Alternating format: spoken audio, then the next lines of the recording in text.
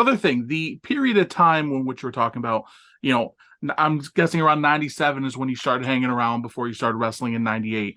This was, Mhm. and then 99, 2000, this was the boom, right? This was the 99. I'm sorry, the song. Go ahead. this was the rise though, the attitude era, the big crowds. Did you notice like through 98 and 99 and even on the indies, like were you seeing like crowds getting bigger and more intense, or was it you were still so new it wasn't really something that was clicking for you? I don't know if it clicked. Because at that time, honestly, I was a bigger WCW fan than a WWF fan. Mm-hmm. Mainly because to me, WCW had the more um relatable people. It was real people. It wasn't, WWF was more like characters. Everybody was a character somehow. Like, you know what I'm saying? Kane, The They were, Undertaker, Mankind. yeah, it was a character. It was your, the somebody, it was a character. It was a Yeah. cartoon character. But WCW was an actual person that, became a wrestler type thing.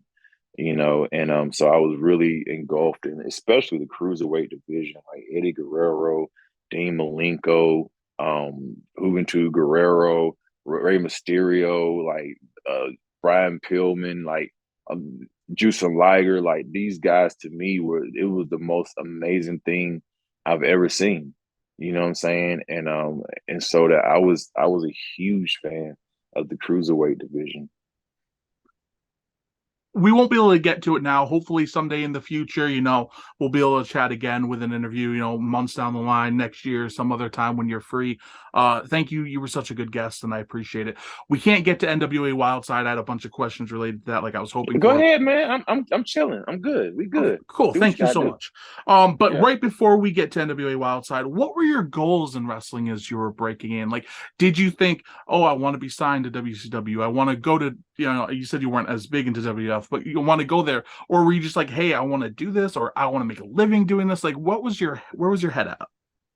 I honestly, and I think I kind of said it before, when I went to NWA Wildside, in my head, NWA Wildside was the next big thing. Yeah, Like it was, I'm on TV. I was literally on TV every week. So I'm thinking like this is the next big thing, and one day we're gonna be able to make a living at this thing. And then I think NWA Wildside is what woke me up because then WCW came there, and for a while, it's like a NWA developmental. Wildside was a developmental. So I'm seeing the Jim Tracks and Bob Saps and these guys come in, and I'm like, wow. So then I'm like, okay, well, I'm gonna end up going to WCW.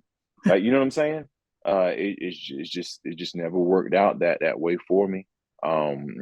That's a whole nother story. It just is what it is.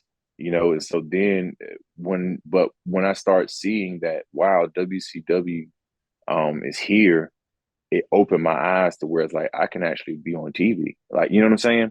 When Matt and Jeff got signed, to me it was kind of like an anomaly because Yeah, it was like, man, that's just they hit the lotto type because they're so unique. You know what I mean? yeah. So it wasn't like, oh, I'm gonna be next. It was just kind of like, well, they're gone. Like they're of course they're the best. Uh, You know what I mean? But then when WCW came to NWA Wildside, and then people at NWA Wildside were getting booked with them because Bill Barron's like the book was the booker at the time, but he also had an in, to where WWE and WCW would call him when they were in Georgia, North Carolina, Virginia for wrestlers.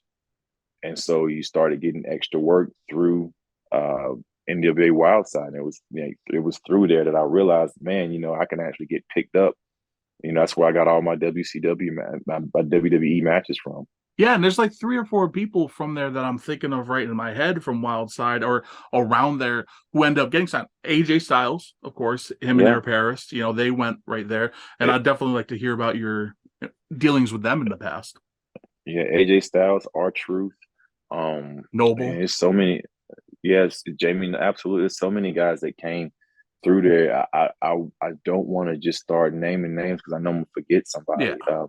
But it was and they're still around. There's a ridiculous amount of names. And the funny thing about it, honestly, is that a lot of the people that worked in NWA Wildside then are still in wrestling now, but they're behind the scenes Yeah.